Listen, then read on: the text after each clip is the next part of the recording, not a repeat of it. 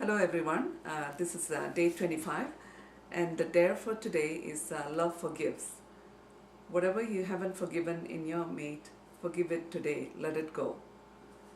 Okay, we had a good discussion about this and when I think back to our first few years of marriage, I still remember, we didn't know each other very well because, it was an arranged marriage and, when something bothered me about Jeeva, something he did irritated me, I used to, just not talk about it and, hold my grudges and give him that silent treatment.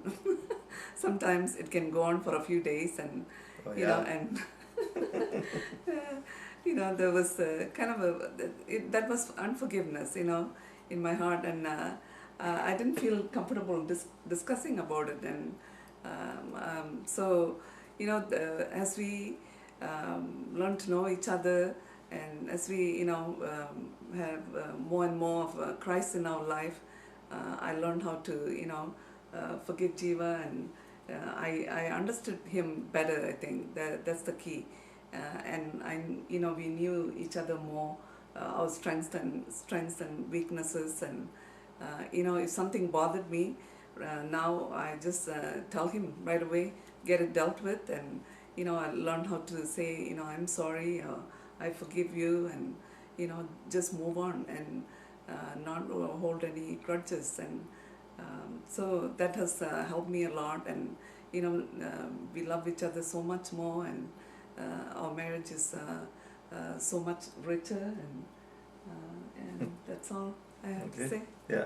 Well, I guess it's a bit of a process. I think I just want to add to what Sulojana said that at the beginning the silent periods were longer. It's a matter of days, and then it came down to a day, and then a few hours, and now it still has happened once in a while now where we might leave the day in the morning, mad about something, but then sometimes we make a call during the day, or an email or something like that, and then it's taken care of. But I think on one of the other posts we talked about not letting the sun go down on your anger, and I think that's something we try very hard to do, unless one of us gets tired and falls asleep early or something. Well, guess who? Moi.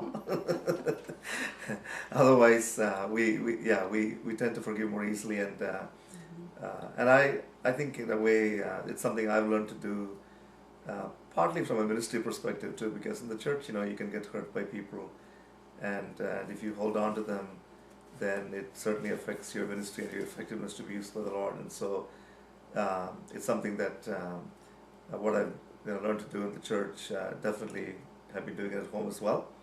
And so we don't want to say that we're perfect or anything, but right now we honestly cannot say that anything that we're holding back or feeling like we're in a prison that way. And so but we just encourage you, because again, I've seen this in my ministry, dealing with people that quite often spouses hold things back and don't forgive, and until the forgiveness happens, you just don't work things out. So we just encourage you to do that, and we pray that if any of you have difficulty with doing that, that Lord will give you the grace to be able to do it, and enjoy your life together.